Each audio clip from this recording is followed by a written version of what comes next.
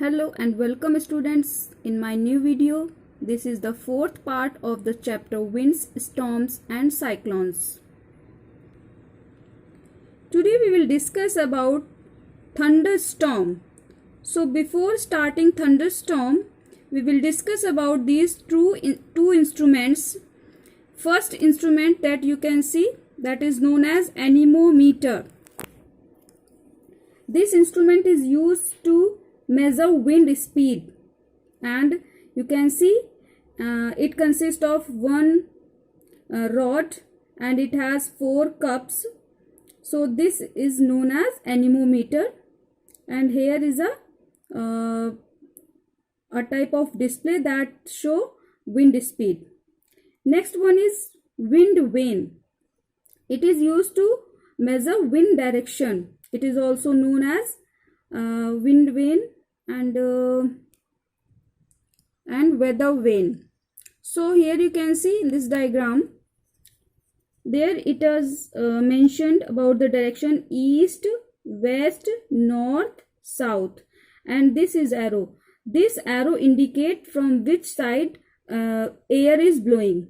So this instrument is used to measure the wind direction. Now we will discuss about the thunderstorm.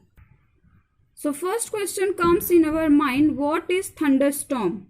So thunderstorm that you have seen many times in rainy season, rain, heavy rainfall, and heavy rainfall with thunder, with a loud sound, and lightning also. This is known as thunderstorm.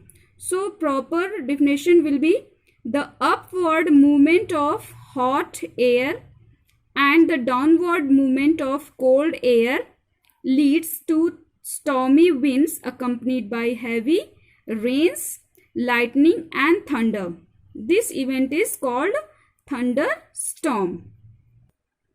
Now we will try to understand thunderstorm with the help of diagram. So here you can see, this is the diagram of development of a thunderstorm. So here you can see this area is denoting land area and this is water.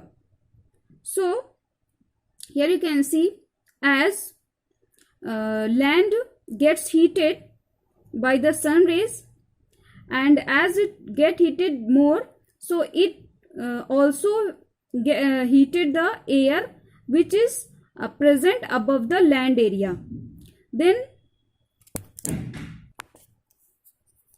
as hot air rises up, being lighter it rises up, and when it reaches upwards, it comes in the contact of cool air.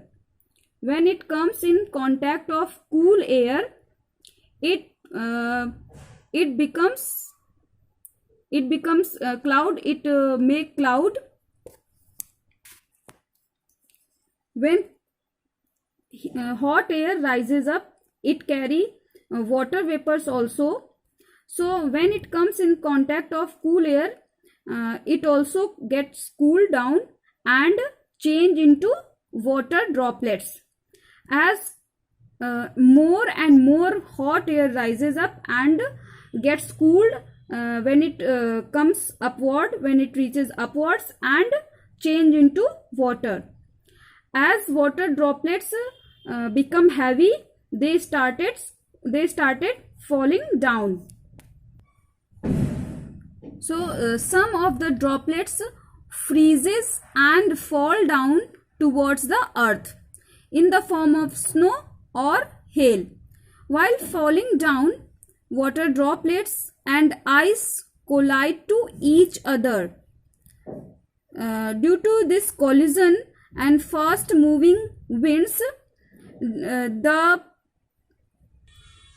when fast moving wind, water droplets and ice collide with each other, they create friction.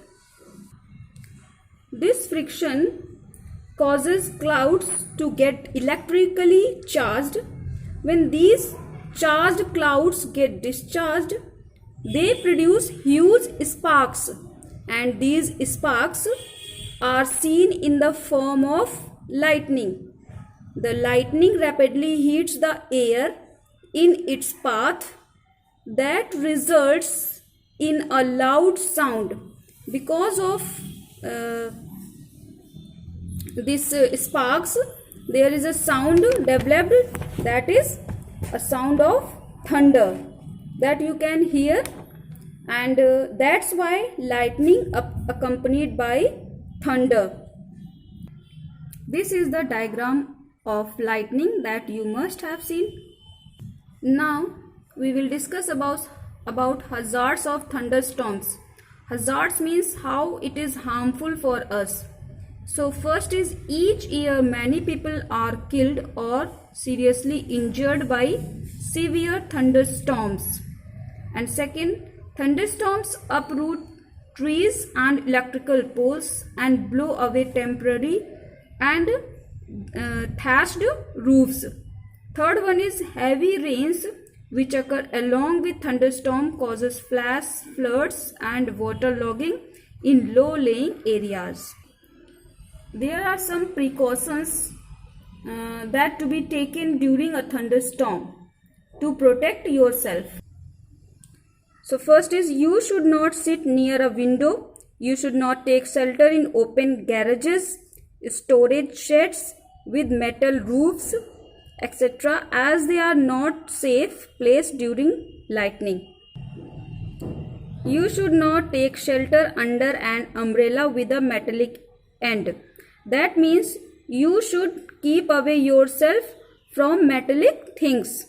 Number 3 is, it is safer to be under shrubs or a collection of trees of uniform height.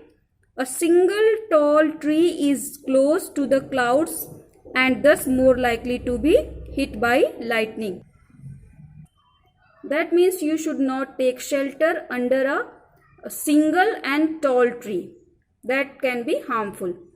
Next number is, during lightning you should avoid contact with water and metallic objects. Next number is, you should take a shelter in a ditch, trench or low ground. Next one is, do not take shelter in a high-rise buildings as they are likely to be struck by lightning. Means they can be struck by lightning very easily because they are very high. Next is, the best place to take shelter is a bus or a car. It is because when the lightning strikes car's metal body can conduct lightning to the earth safely without harming you or causing any damage. So today we have discussed about how thunderstorm forms and how it causes problems, create hazards. So this is for today. We will meet in next video with a new topic. Till then, be happy and bye bye.